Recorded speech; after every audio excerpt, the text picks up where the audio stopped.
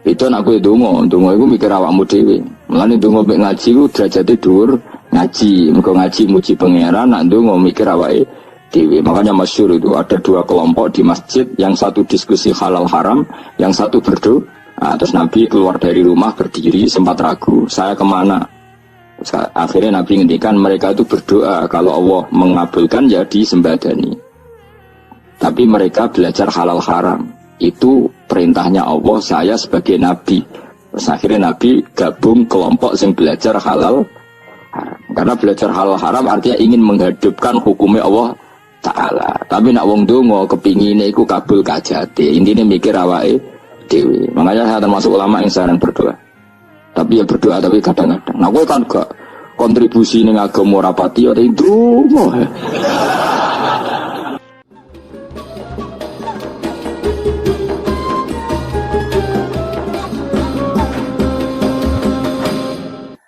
Aku lutuk sedawu sapa Allah lahum maring ahlul jannah salamun alaikum rupane dawuh salamun alaikum. Ini cerita-cerita sing gampang-gampang ya. Nah sampean kepengen paham ilmu swarga kok ora rasane no. Kok angel menerangno. Pokoke ning swarga iku kepenak napa? Kepenak. Tapi sampean nak terangno swarga niku wis pokoke swarga. Ora usah bayangno mlebu swarga. Dimulai sakniki. Ya nak ya khisimun ngaten wae kan napa ketika terjadi kiamat niku tak khuduhum warum khisimun. Jadi manusia itu takdir itu seneng tukaran. Karena tadi ya, sengketa yang mari tukaran, pendapat baik yang masih nyari yang terbaik, sama-sama kebenaran nyari yang paling benar. Karena manusia itu dari awal kurang penggawean. Jadi barang apik cek diperdebatno dengan yang luwih napa? Apik. Sehingga bayangannya pangeran itu soben nak kiamat kapan saja terjadi ku wong lagi sibuk para padu, lagi sibuk gegeran. Wis mesti.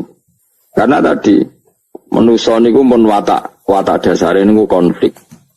Ya tadi misalnya pengurus masjid bahkan mungkin organisasi-organisasi perdamaian itu pas rapat ya tukaran. Padahal organisasi ini perdamaian. Ya tapi pas rapat lalu solusinya apa? Solusinya begini sih, tok debat gini. Padahal organisasi perdamaian. Tapi ya tetap tukaran. Asal cek manusia itu tukaran. Uniknya lagi manusia itu kalau ingin damai juga harus punya alat untuk tukaran. Nah orang ya tidak. Lalu kalau nanti ngaji kitab dalam salah satu kitab ada makalah gini. Idza aradta as-sulha fasta'id dalil harbi. Kalau kamu ingin damai maka siapkan alat perang sebanyak mungkin. Karena logikanya gini ya, kalau misalnya ada bajingan atau penjahat, dia punya bom, punya pedang, terus kamu sebagai orang soleh tidak punya apa-apa, bisa nggak bergening perdamaian? Kan nggak bisa. Mereka terpaksa damai karena kamu punya senjata yang imbang. Jadi kalau musuh kamu punya nuklir, terus kayak nggak punya apa-apa, ayo damai wae. Kamu kan rugi damai. Wong tak bom kena kok damai barang gitu. Makanya kamu harus punya senjata yang imbang. Makanya dalam tafsir-tafsir itu diterangkan ketika Allah menyuruh kita wa'iddu lahum mastata'tum min quwwati wa min ribatil khaili turhibuna bi aduwallah. Kamu umat Islam harus menyediakan alat perang sebanyak mungkin. Itu bukan berarti Allah menyuruh umat Islam perang terus ibuatan. Dalam keadaan dunia yang banyak gesekan seperti ini, orang itu bisa damai justru kalau sama-sama punya senjata. Dan itu teori itu dipakai seluruh dunia. Sekamane cara sing didelok wong akeh sing ora jare. Misalnya Amerika kan terkenal dikjaya, Korea Utara ben dirgani Amerika kudu gawe senjata sebanyak-banyaknya. Ya sudah seperti itu sudah teori yang dikatakan Quran. Karena manusia punya watak dolim. Watak dolim itu nak ora diimbangi ya mesti yang satu diinjek. Makanya dalam fikih Islam itu lucu. Fikih rodok jorok tapi gelem ra gelem kayak kudu setuju. Ya cara fikih itu kayak dibojo ayu cek elek. Nek ra gelem mbok kumpuli ra wajib mbok nafakoi. Jadi kono iso ngancam gak buka dhuwit ra tak kei. Ajane rodok jorok fikih. Itu cara fikih memang gitu. Perempuan itu tidak wajib melayani suaminya jika tidak dikasih nafkah. Lucu deh fikih yang merovokasi sing lanang dan wong lanang ra wajib nafkahi nek ra dikai Iku wis ora usah terangno iku apa. Jadi fikih itu karena ngikuti teori umum. Makanya Mbak Mun itu fikih kata beliau itu, aku fikih ini ra cocok. Aku apa omah tapi dagangan perkara itu. Tapi memang secara prosedur fikih gitu. Mana wong kere-kere itu pancen wis ora entuk jatah kelon karena ra iso nafakoi gitu. Itu cara fikih. Memang seperti itu. Karena kere kok polahan, no? Kere kok pola. Kalau nak kere kudu ganteng. Jadi orang untuk jatah sing wedok sing seneng lah itu ijek untuk jatah. Tapi nak wis kere elek. Ya wis nelongso perkarane memang jadi karena seorang istri wajib melayani suaminya jika tidak kodak nafakoi. Bahkan menurut fikih Islam itu boleh rafa. Jadi oleh rafanya hakim. Pak Hakim suami saya kere itu boleh. Dan itu bisa diceraikan oleh siapa? Hakim. Jadi rafa. Karena tadi manusia itu yakhisimun di mental konflik. Dan mental konflik itu tidak dihilangkan Allah sama sekali kecuali nanti setelah di surga. Makanya Allah ngendikan apa? Wa naza'na ma fi sudurihim min ghillin. Jadi sifat dengki, sifat hasud itu dihilangkan nanti setelah di surga. Hanya di dunia itu antara wong soleh ya mesti hasud. Mana ada sing ora soleh, sing soleh wae kudu hasud. Ya senine ngono. Waduh Indonesia ini rebutan dari presiden iku rebutan masjid geger. Bahkan rebutan ngeklaim nak sholatnya paling sah, torekoe paling bener itu ya geger. Padahal yang ngerti otoritas itu yang pangeran, tapi manusia tetap menang kalah geger. Besok sak PT nak sing dalan ya geger. Kalau sering Pak besok balapan itu kadang kisah nopo sak PT sak PO itu. Karena nanti bayangannya pangeran itu ya mesti terjadi pangeran sing ngendikan kiamat itu tak khudurum warum ya khisimun. Jadi ben orang men yasinan tok ora paham tak tulung bangunan ora paham bangetan. Wa hum fi ghaflatin minha bi takhusumin wa tabayu'in wa aqlin wasyubin. Mesti manusia itu di mental takhusum saling berebut. Makanya cita-citanya Sayyidina Ali dawuh Sayyidina Ali ana awaluman yadsu baina yaday rahmanil khusumah dari Sayyidina Ali. Saya nanti pertama ketemu pangeran itu akan melaporkan musuh-musuh saya. Jadi cita-citanya dene aku lah di rencana ngono. Aku lah di rencana seru no. Jebule bareng lapor kok ala wah ya nyorot. Sayyidina Ali beda wae anak gue wis lapor jebule. Salah. Karena apa? Ya itu tadi. Manusa itu pokoknya ngono. Pertama manusia itu Nabi Adam. Itu ya geger mbek malaikat. Dari pangeran Adamu khalifah, dari malaikat khalifah kok manusia mesti seneng geger. Tapi malaikat protes itu geger dhewe, wong pangeran sing duwe kawula kok ngangkat digegeri. Jadi pangeran ra trimo. Wong aku sing duwe makhluk gawe aturan kok mbok gegeri. Iku pangeran. Jadi manusia pertama itu seribet. Pertama ribet mbek malaikat. Bareng Qabil mbek Habil ya ribet mbek dulur. Mulai dhisik perkara wedokan. Terus kunane kuno wedok mari ribet. Kalau wedok tambah ribet. Soalnya dunia wis ribet tes dinikmati wae no. Dinikmati. Makanya banyak orang top itu. Kalau punya kenalan banyak orang top. Niku ribet itu di manage. Jadi ada salah satu tokoh Indonesia itu terkenal sekali. Nak pidato ra kontroversi ra iso turu, tapi nak wis pidato wong bingung kabeh iso turu. Niku saya sangat kenal orangnya. Agar supirnya takoki, "Mau piye? Tak pidato ini bingung ta." Nah dijawab bingung kecewa deh. Lha jawab bingung sedanten wah seneng terus iso turu deh. Karena memang konflik itu manusia terus seperti itu. Jadi apa ya? Kebaikan pun makanya ada guyonan ini betul kisah nyatanya, tapi rapot bernegaranya ini karena sensitif. Ada negara tertentu yang muadzin itu digaji 30 juta. Jadi orang Arab melarat dengan muadzin itu 30 juta. Naiknya BMW. Imamnya itu digaji 70 juta. Berhitung saja kalau 70 juta satu bulan satu sholat berapa? 70 dibagi 30. Kira-kira berapa satu hari ini? 2 juta, sekitar 2 juta 200 lah. Enggak kayak Indonesia, imamnya fakir-fakir, terus muadzinnya fakir-fakir. Dikira itu satu prestasi negara itu karena mengapresiasi, menghormati muadzin dan jebule sing kiai Indonesia aja penak, madekman ke sholat terus. Mesti lah madekman ke sholat terus gak ono gajine. Akhirnya kecewa dong. Semenjak itu ora berani cerita prestasi negara itu pada Indonesia. Dia itu bangga negaranya itu menghormati imam sampai digaji, muadzin digaji. Terus dikirakan Indonesia dinya. Imam Indonesia kan fakir-fakir, kadang wis padasane elek imami dhewe, komat dhewe. Terus macam-macam lah.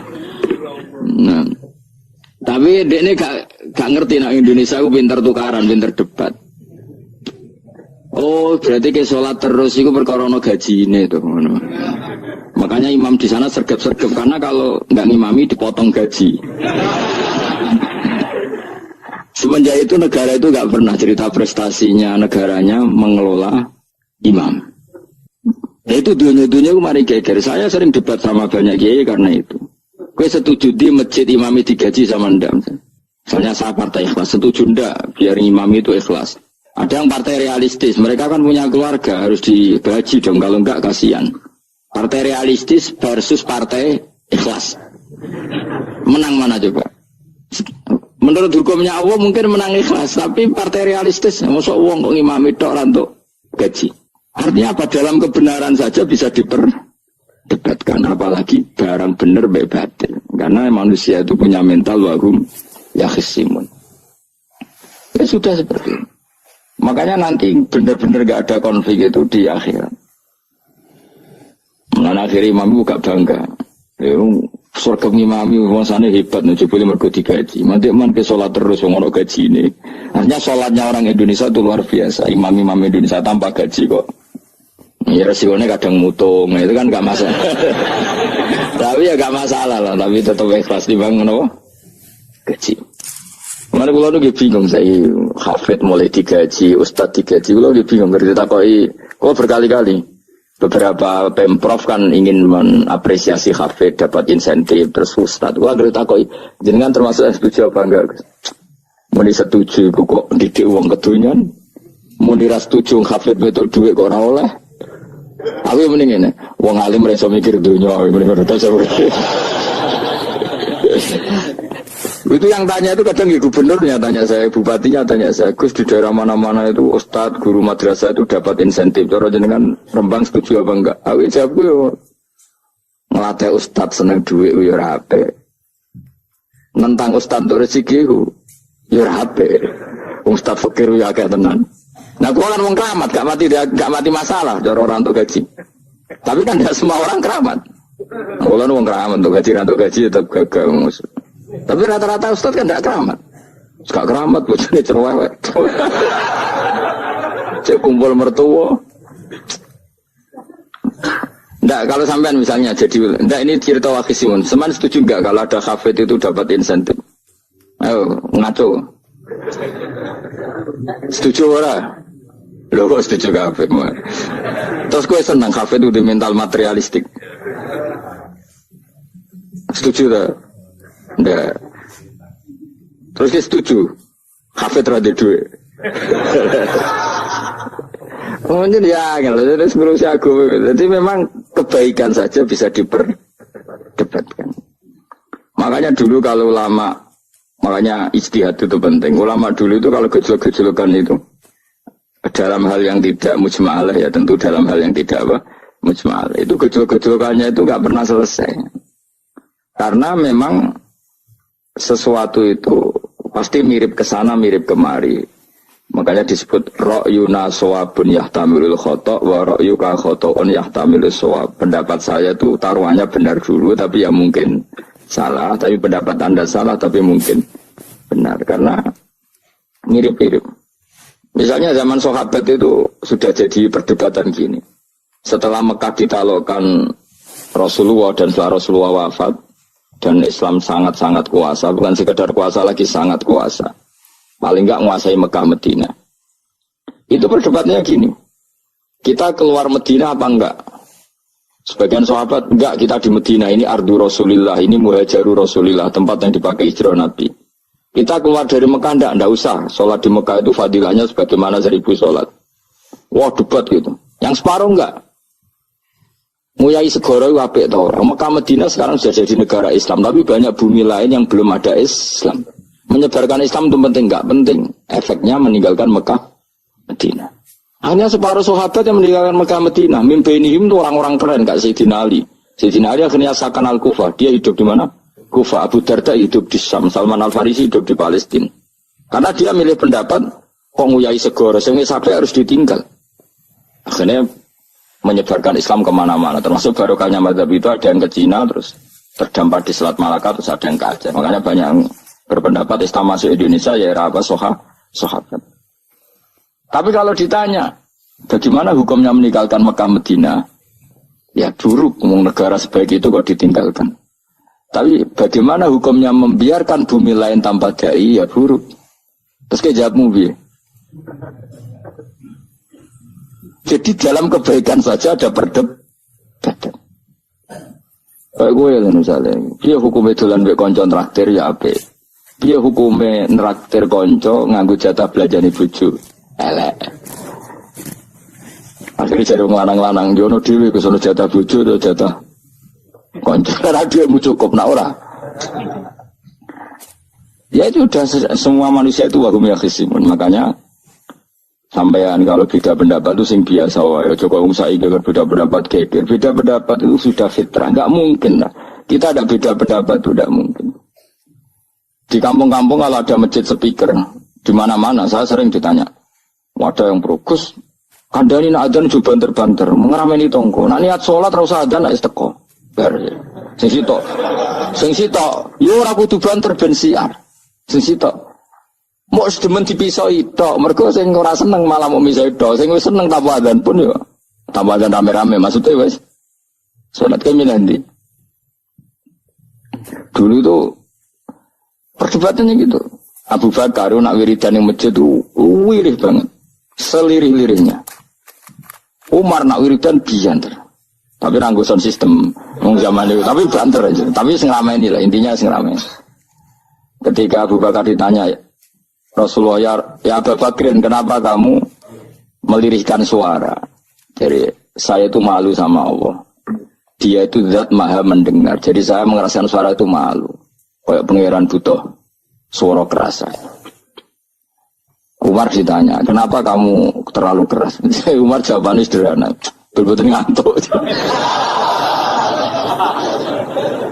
Makanya nggak ada satupun ulama yang mengatakan Umar itu afdhalu min Abi Bakar. Kok jawabannya yo kadang sederhana banget. Malahnya ijma' ahli sunnah itu Abu Bakar afdhalu min Umar. Kok nak jawabannya kok beneran ngantuk.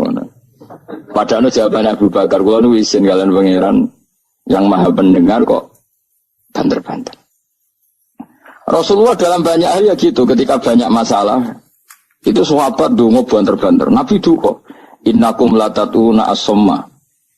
Kamu tidak berdoa sama zat sing budak. Maka kamu enggak usah banter-banter. Jadi andaikan ada istighosah pakai sound system banter-banter itu ya perlu dipertanyakan. Yang pengiran wis krungu gegere ngono lho Pak misalnya. Tapi misalnya mazhab itu kamu pakai. Terus ada pertanyaan, dangdutan saja banter. Kenapa kalimat ibadah boleh banter? Masalah mana? Ya asal isi dunia itu masalahnya. Kemilan dia.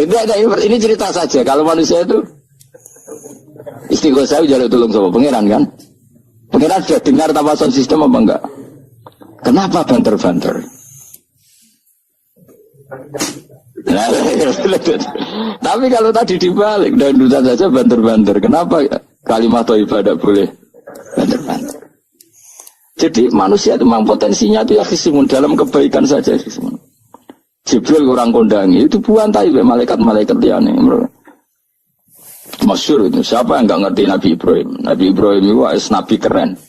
Diobong ning geni ambek Namrud. Jibril datang. Saya utusan Tuhanmu, melihat kamu mau dibakar simpati. Nah terus piye jari Nabi Ibrahim? Ya nak gue juk tolong tak tolong ya. Ndak saya tidak minta tolong sama kamu. Wong kowe padha aku padha makhluk. Kena wani ngomong mbek Jibril. Nabi Ibrahim santai. Maksudnya iku ora mbek aku sing nulung, kowe kondo aku tak kandakno pangeran. Jare malaikat Jibril, jare Nabi Ibrahim, lho nak soal pangeran rasa kondo kowe wis pirsa. Artinya ngene lho, padha kekasih pangeran yo bantah-bantahan jenenge kowe. Nah ngono nang partai politik ora men geger. Mana anak partai politik geger biasa, wong Jibril geger Nabi itu. Biasa wae. Lan iki sampeyan takoki mungkar nangkir utuwani ben seru napa? Takoki marbuka kula guru TPQ. Ngenyak wong guru TPQ sing ditakoki marbuka, sing mulang niku kula. Sampeyan ra tau mulang malah takok. Jelas. Balik kali. Dan itu masyhur itu, termasuk keramatnya Imam Malik itu gitu. Dia itu punya teman guru madrasah. Neng akhirat dicetakoki mungkar nakir marbuka. Malaikat Malik matur pengiran Gusti. Malaikat jinan kandhani dia bae guru tauhid itu takoki marbuka. Akhirnya pengiran yang nyalano malaikat yo sing jenis ngono iku coba takoki. Lucu dong guru tauhid itu takoki. Sesuai kaji Nabi bisa takoki waman Nabi juga. Salah perkara. Kaji Nabi Muhammad terus takoki waman. Iya tapi aku Nabi malah takoki waman Nabi juga. Makanya menurut pendapatnya ulama-ulama itu pertanyaan mungkar nakir itu tidak bisa digeneralisir. Tidak semua orang ngalami itu. Saya tidak punya rencana untuk mengalami pertanyaan itu. Karena pasti bila-bila. Nah, angger wong ngono Kanjeng Nabi kena pisan. Terus Kanjeng Nabi apa kena pertanyaan waman Nabi juga. Kan ora kebayang. Makanya masyhur itu. Sama lihat itu di kitab Nurul Dzolam itu karangannya Syekh Nawawi. Syekh Nawawi Al-Bantani itu sarahnya apa itu Aqidatul Awam. Yang Nurul Dzolam yang sarahnya apa? Aqidatul Awam itu. Itu dikarang Syekh Nawawi itu diantara keramatnya siapa itu? Sayyidina Umar. Sayyidina Ali itu pernah minta ya Allah beri saya kasaf mukasafah. Mau kepengen roh meletene Umar zaman ning dunya ngeruang disentai. Jajal dekne iku hubungane piye mbek mungkar nakir. Wani gak nyentak mungkar nakir. Mergo pikirane Sayyidina Ali Umar tuh ning dunya kenangane ngeruang tau disentak Umar. Jake wani gak nyentak sinten? Mungkar nakir. Minta sama Allah supaya ngalami kasaf itu ya mukasafah lah, mukasafah tawalam gaib. Itu di dunia wali biasa, nak kira tahu ya banget. Di dunia wali itu biasa dan itu pasti mustajab. Mukasafahnya, secara Umar mati, kabundut ditunggu nih bedanya, minta kasaf kan. Tawanan Umar tangi turu, tangi ke kuburan sawante. Mungkin akhir teko dengan wajah yang sangat mengerikan. Mesti dinali ini ditano wajahnya itu kalkidril kali kaya ombreng sing nyala. Wes seru. Wah, saya dinali kalah iki kiok ora salah kiok. Ternyata apa? Buar mungkin akhir baca kono Umar ngupatek. Kamu tahu enggak ada bisa apa kamu itu? Saya ini teman dekatnya kekasihnya Allah. Ada ini nggak ada ala kancane. Kamu tahu saya ini siapa? Ana sohibu habibillah. Saya ini temannya kekasihnya Allah. Bukan akhir mulai mikir, waduh, piye. Orang nyentak wes disentak sih. Ini bisa kamu pakai nanti. Wirah aku, wah itu biasa gue jalalan ngalor itu. Sebenarnya cari muka lagi, ayo jajal wocok.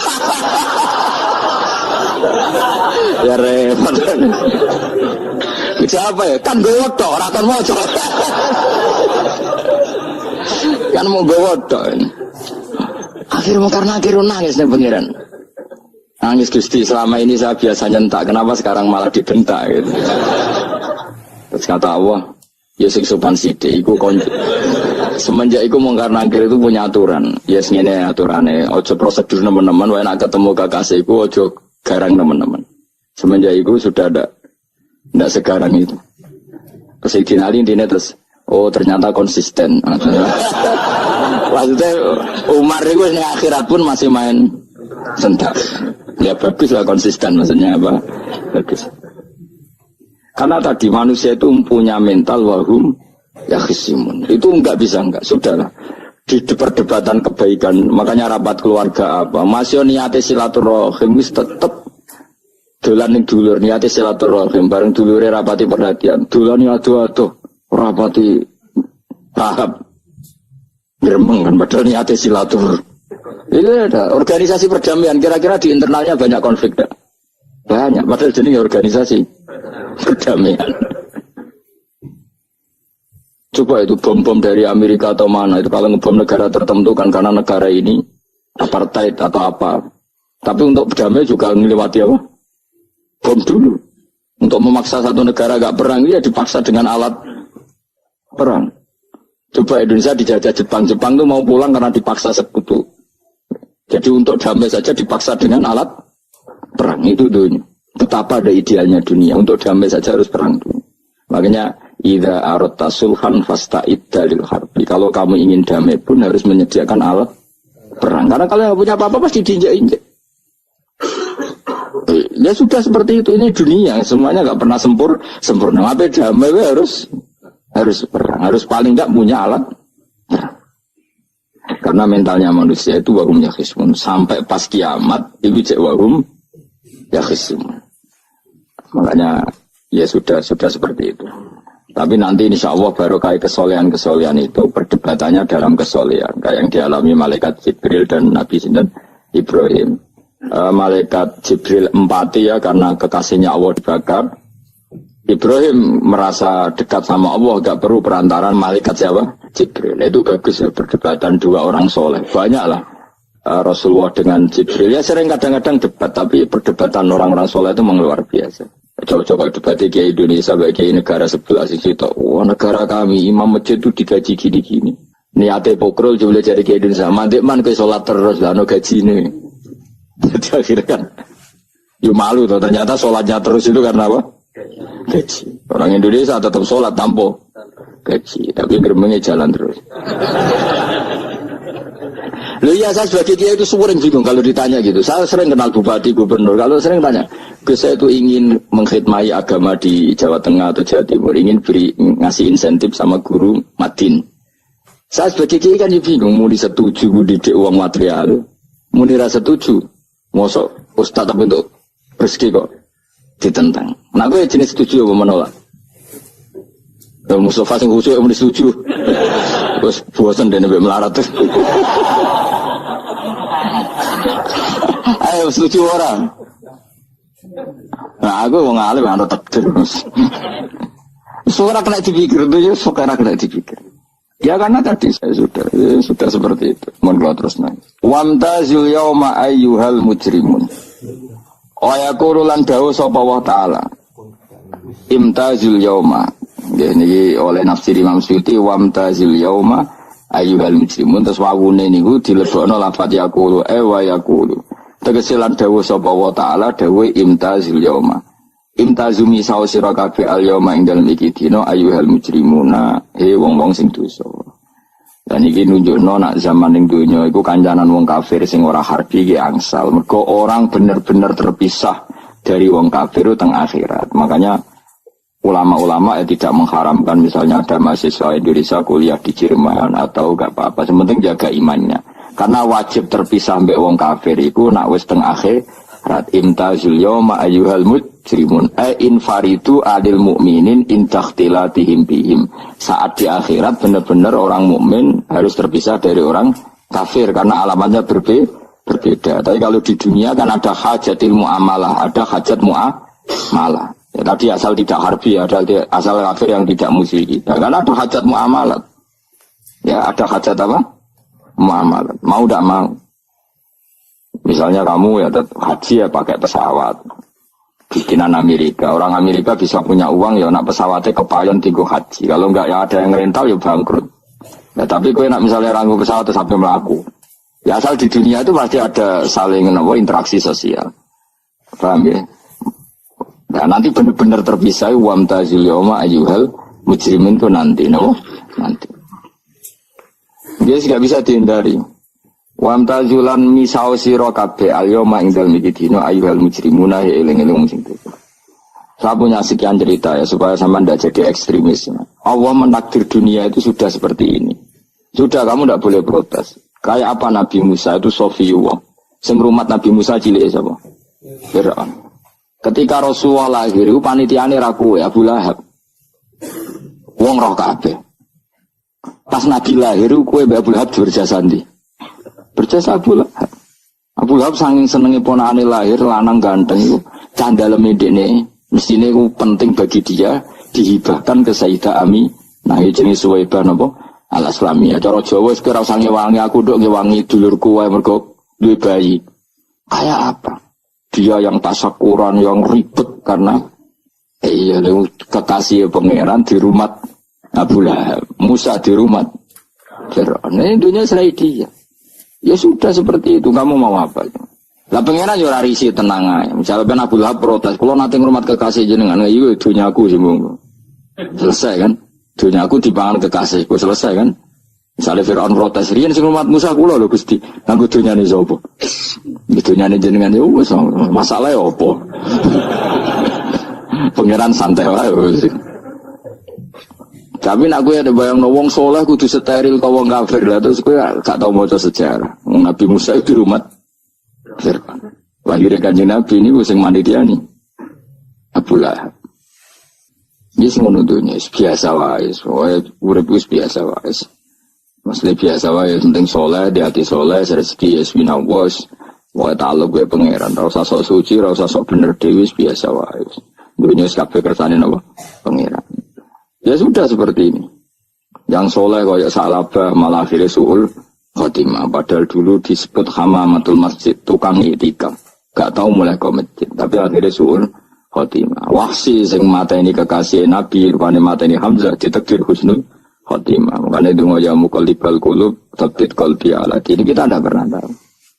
Nah kenapa kalau saya ngaji PD, mereka aku muji pangeran, saya tidak pernah mikir awakku, tak penting awakku, penting muji pangeran. Ngaji itu artinya kan muji pangeran, muji ilmu nih pangeran, ya sudah selesai.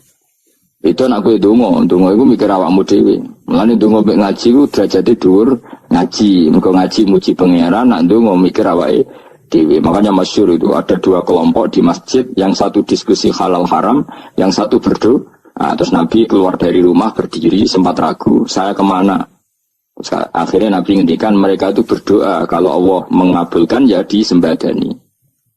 Tapi mereka belajar halal haram. Itu perintahnya Allah, saya sebagai Nabi. Terus akhirnya Nabi gabung kelompok yang belajar halal haram. Karena belajar halal haram artinya ingin menghidupkan hukumnya Allah Ta'ala. Tapi nak wong donga kepingine iku kabul kajate. Intine mikir awake dhewe. Makanya saya termasuk ulama yang sering berdoa. Tapi ya berdoa tapi kadang-kadang. Nah gue kan gak kontribusi ning agama rapati atau itu. Oh dasar murahan. Ya tapi dia mulang ya ora payu. Jadi kadang-kadang gue dibantah. Lah jenengan mulangi payu Gus. Lah kula ora payu, ndonga-ndonga ngono. Ya tapi aku ngerti pangeran ra bakal nyembadani barno ra wis. Pangeran yo paling sedikit sithik ngono cukup.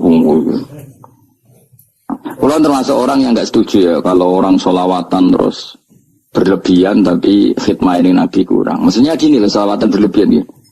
Redaksi sholawat tentang Nabi itu kecil. Bukan sholawat jumlahnya enggak. Redaksi tentang Nabi itu kecil. Sementara tentang keinginannya itu saya tidak suka. Saya suka sholawatan itu ya yang nyifati Nabi banyak. Kemudian keinginannya kecil. Itu bagus. Kayak Ihya itu, kayak Ihya Abdul Hasan As-Sadili itu. Kalau dongo itu jaluke mung sithik paling baris paling terakhir. Misalnya gini, nahmaduka ya man wa la ilaha illa anta arrahmanur rahim itu langsung in sampai nyifati Allah itu 99. Buar ngono nganti berkuras-kuras. Lagi terakhir mau jaluk dongo sithik. Nah kowe kan enggak muni muji Allah mau basa-basi tok. Alhamdulillah rabbil alamin wassalatu wassalamu ala Muhammadin. Monggo syarat tok. Baru ke Allahumma inna nas'aluka nganti telung lari. Tolong halaman. Tapi pas muji pangeran, alhamdulillah rabbil alamin wassalatu wassalamu ala Muhammadin. Bariku terus dongo jaluk mapan tolak buala. Oh, tau aja. Mana jare pangeran muji kekasihku suwi dongane kecangkeman. Lah saya tuh gak suka jenis itu. Harusnya sholawatnya itu yang panjang. Maksudnya nyifati Nabi yang panjang. Baru mintanya sedikit. Itu bagus ya. Bi akhlak.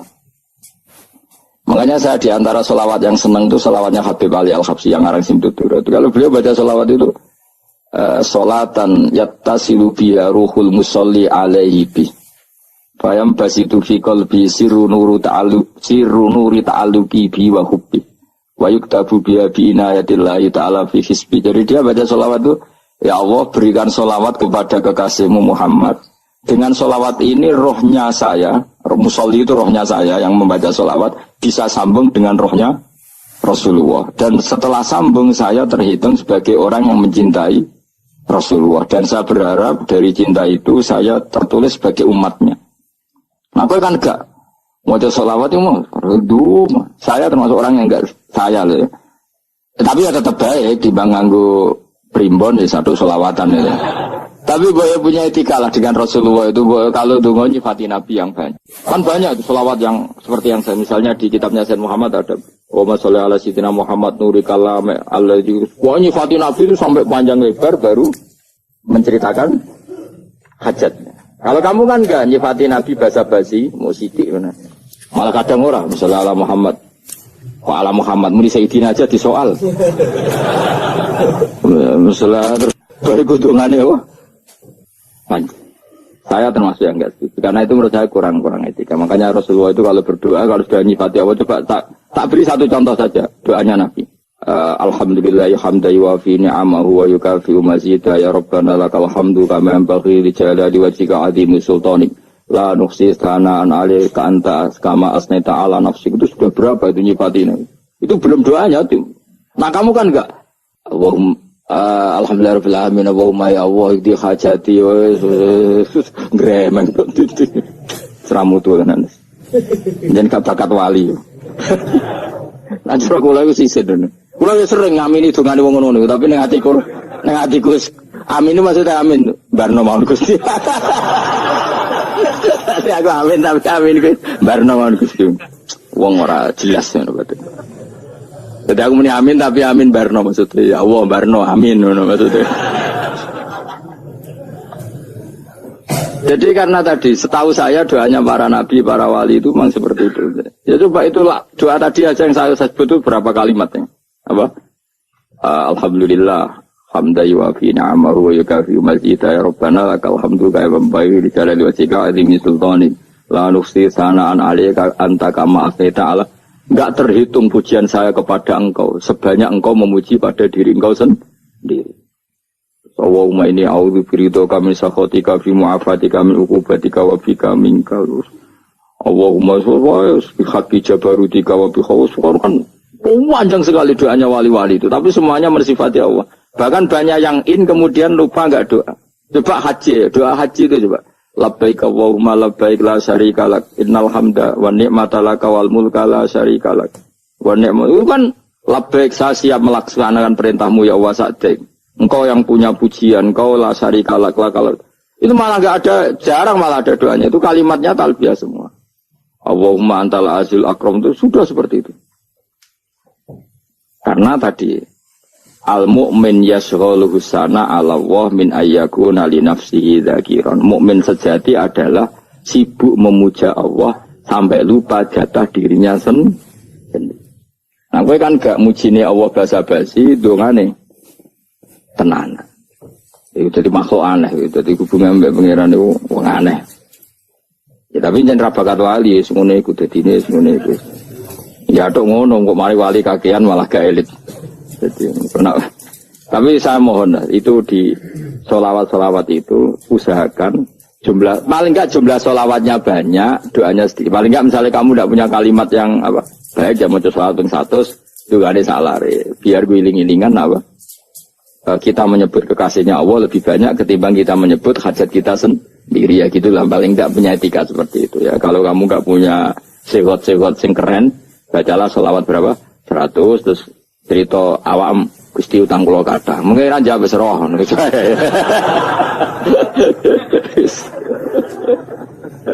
Tapi kan kita menyebut kekasihnya sampai 100, nyebut utang bisa. No cowok nyebut kekasih bisa, nyebut utangnya 100. Berarti yen sampeyan ditakoki pangeran, kowe nyebut kekasih wong pira pisan, nyebut utang 100 dasar ra utang ngono-ngono kan.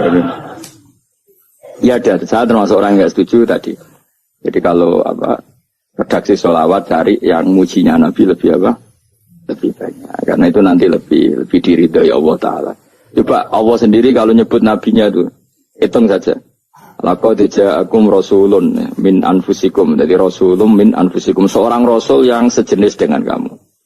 Terus azizun, orangnya sangat terhormat. Alaihi ma'anitum, Rasul ini siap menanggung apa yang kalian tidak mampu. Kowe ra bakal mlebu swarga baru kaya syafaate Nabi akhir mlebu swarga. Kowe ra kelar korban, Nabi tahu ngorbankan kita semua. Dokha Rasulullah bikab ini terus hada an ahli wa hada amman lam yutokhi min mati. Ini alaihi ma'anitum. Nabi menanggung apa yang kalian berat. Azizun, Nabi itu Ali, terus harisun alikum, Nabi sangat berkomitmen menyelamatkan kalian. Haris itu keinginan yang berlebihan, itu jenis apa? Haris, kayak kuno namanya ini ngungseng, keinginan yang over. Nabi itu sangat berkeinginan kita ini maslahat. Terus bil mu'minina ra'ufur.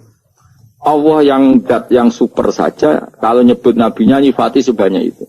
Ada ayat lagi misalnya, Rabbana wab'ats fihim rasulam minhum yatlu alaihim ayatika. Muhammad itu siapa? Seorang rasul yang membacakan ayat-ayat Allah.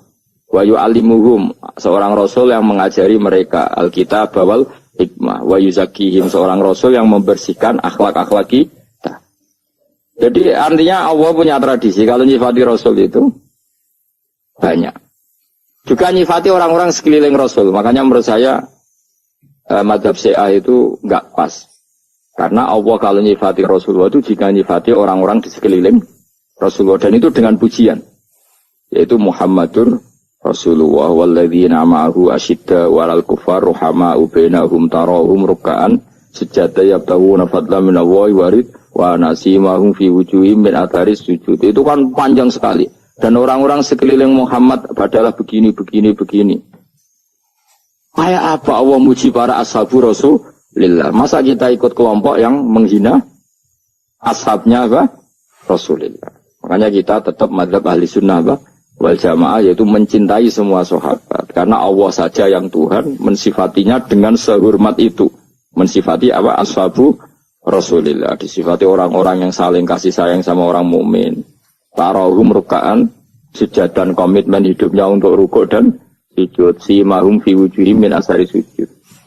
Udah asar sujud harus diterjemah, nanti sensitif. Cuma setahu saya asar sujud itu nanti setelah di akhirat orang sering sujud itu jabahnya itu ada nurnya. Tapi kalau ada yang nafsirkan asar sujud itu warna tertentu ya semboh ya. Itu sensitif. Yang jelas asar sujud itu ya sudah seperti itu. Seneng kamu kok hasut.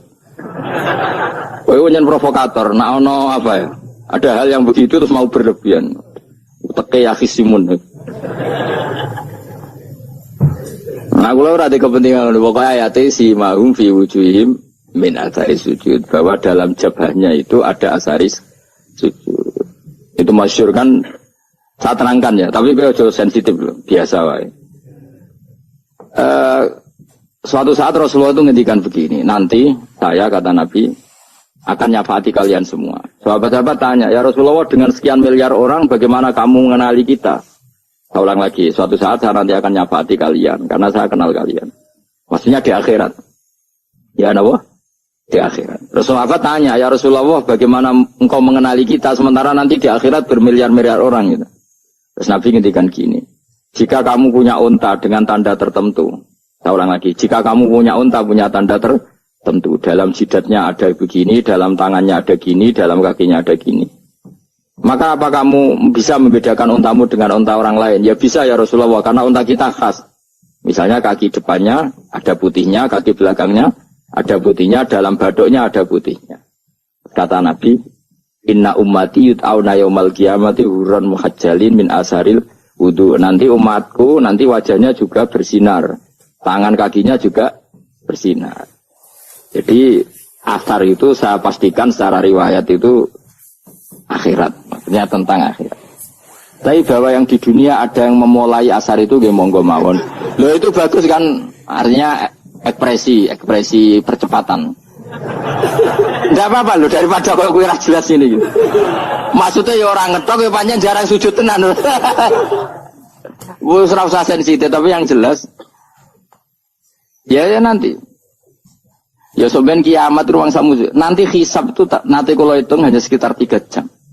Hisabnya sak dunia itu hanya sekitar. Karena malaikat itu tidak kesulitan sama sekali.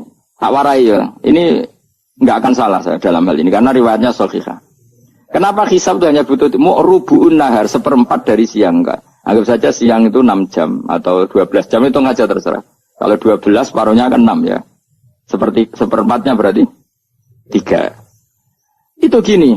Jadi nanti di mahsyar itu kan yauma tabyaddu wujuh wa taswaddu wujuh. Yaudah yang kafir itu gelap, hilang. Wajahnya, tubuhnya semuanya gelap.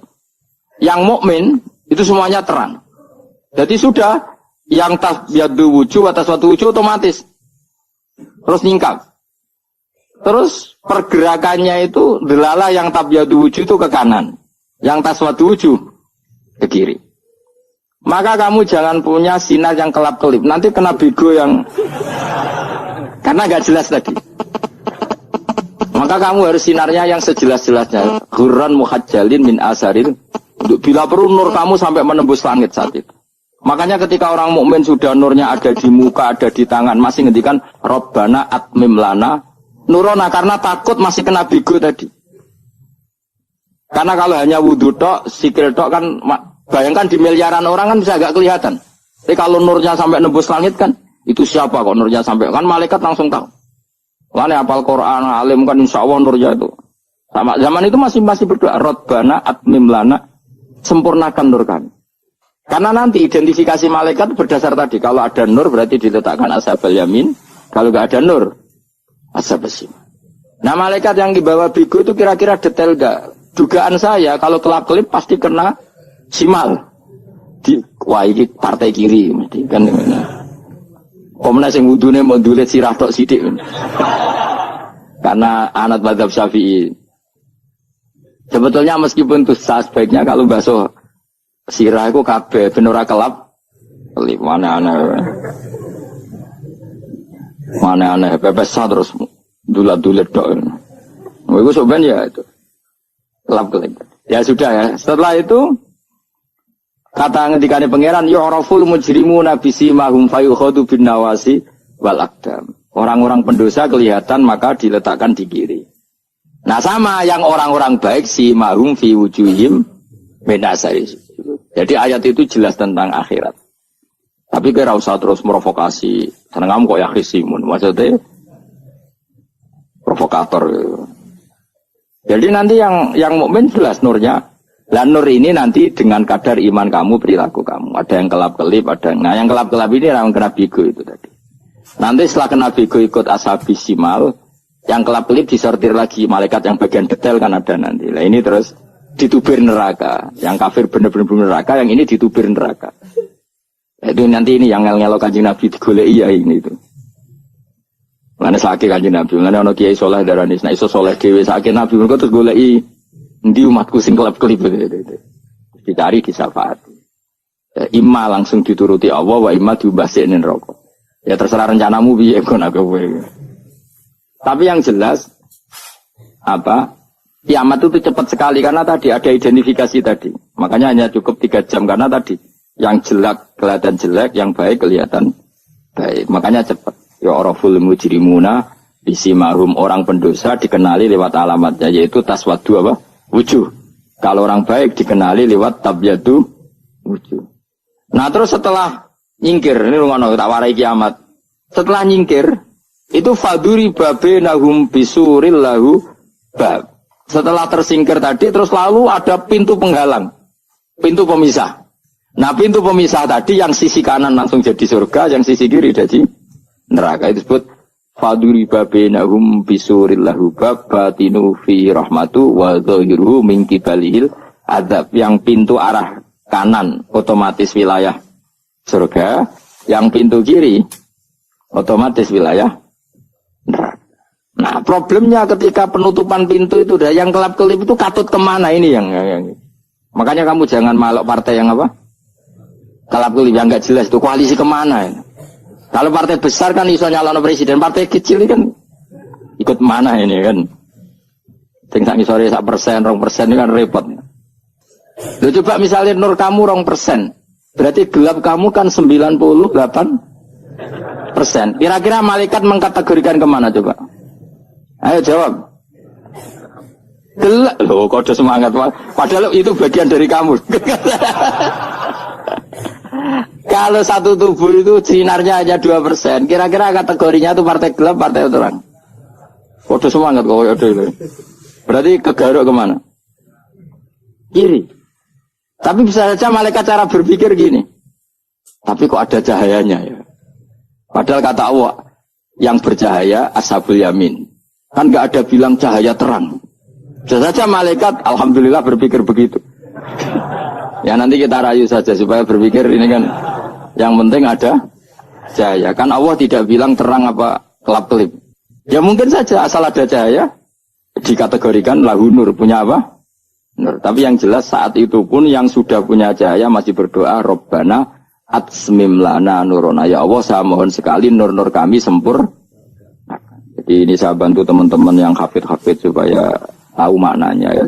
Dan yang nggak hafid ya dengar ya. Kalau nur itu penting. Makanya Nabi itu kayak apa? Nabi itu orang super. Itu kalau ngedikan Umat min fauqi nuran wa min tahti nuran wa an yamini nuran wa an simali nuran. Sampai terakhir Nabi masih mendoa untuk dirinya waj'al li nuran, dan semua tubuh saya jadi nur. Saya Nabi sudah gitu. Ya Allah jadikan sisi depanku nur, belakang kami nur, kanan nur, kiri nur. Terakhir itu apa? Waj'alni nuran, dan doa semoga semua tubuh saya jadi. Itu termasuk doa yang sering saya baca. Karena saya takut kelap-kelip tadi, ini bahaya ini kalau malaikat. Saya tidak tahu cara berpikir malaikat tadi. Apa ngitung 98% maka dikategorikan apa? Apa dihitung nurnya saja? Wong instruksinya Allah kan yang ada nur ashabul yamin. Meskipun kelap-kelip kan punya nur. Saya tidak tahu nanti ikut 2% ikut mana kalau di partai koalisi? Ikut yang menang biasanya, ikut yang apa? Ya paham ya, makanya saya mohon kalau wudhu itu usahakan sempurna, terutama wudhu sholat. Kalau nggak wudhu sholat itu sebaiknya nggak sempurna, supaya ada bedanya wudhu sholat sama wudhu tidak sholat. Rasulullah itu masyhur gitu ya. Rasulullah itu kadang tawaddu'a wudhu'an khafifan, wudhu yang sederhana, yaitu hanya sekali-sekali dan tidak sempurna. Ketika ditanya as-sholat ya Rasulullah tidak.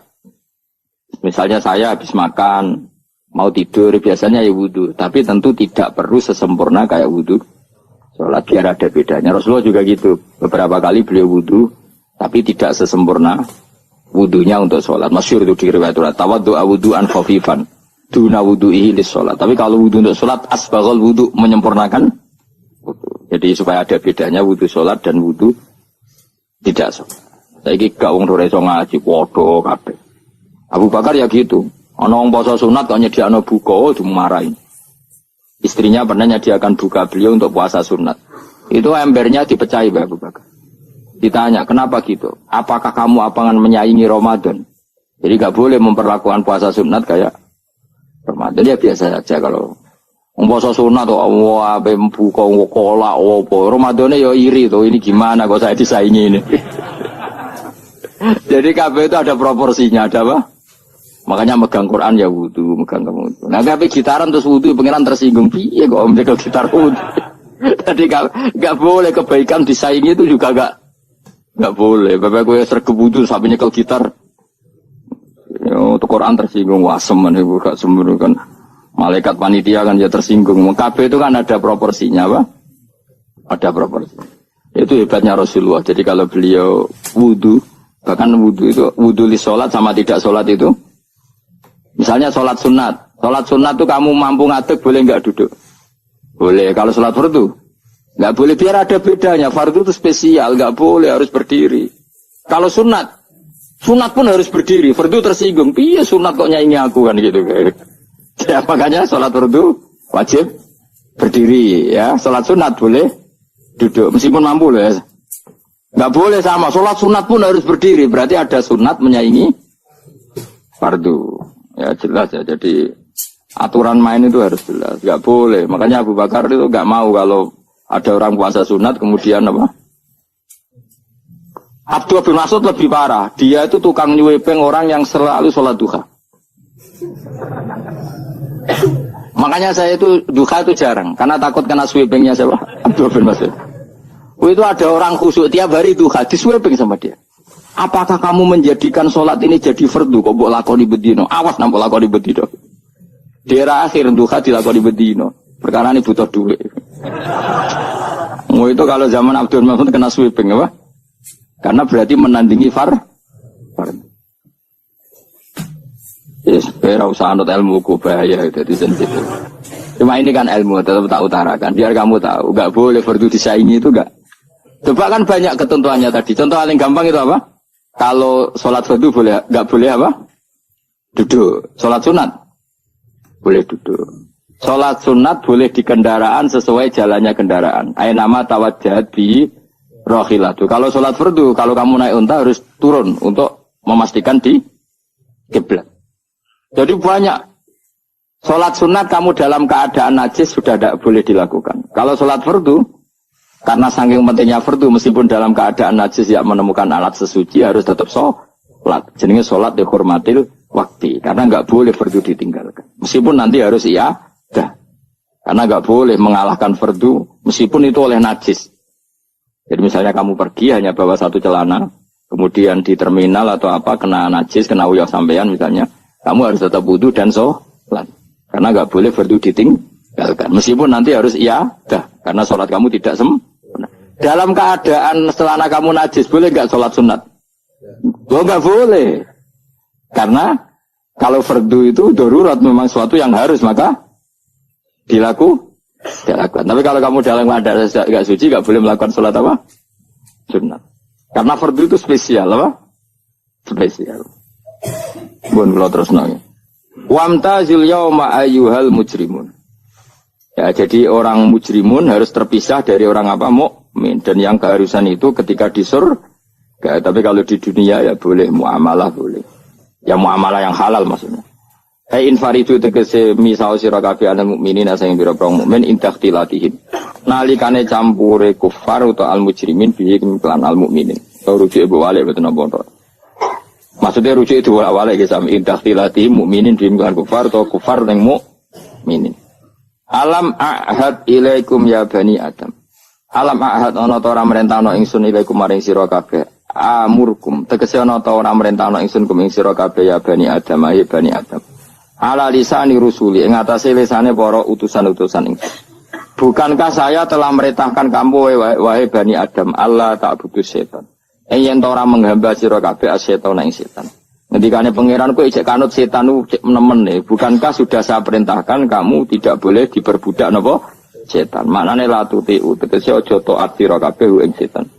Inna sak temene setan laku maring sira kabeh aduun musuh mubinun kang jelas. Bayinul adawati banget musuhane. Lah wong setan musuhmu kok malah mbok enut bocah kok sarap ngono. Karwan musuh kok di anut ya pangeran mergo Allah wali fid dunya wal akhirah. Wa ani buduni lan yen to nyembah sira kabeh ni ingsun. Wa anjene kelakuan budu nyembah sira kabeh ni ingsun wahidu tegese nglakoni tauhid sira kabeh. Tomeng esa kana sira kabeh ni ingsun. Wa ati ulan to atau sira kabeh ni ingsun. Harusnya kita hanya ibadah ning Allah Subhanahu wa taala karena Dia yang menciptakan kita, tempat kita kembali. Setan itu tidak siapa-siapa. Makhluk yang hina, yang lemah. Kok malah taat.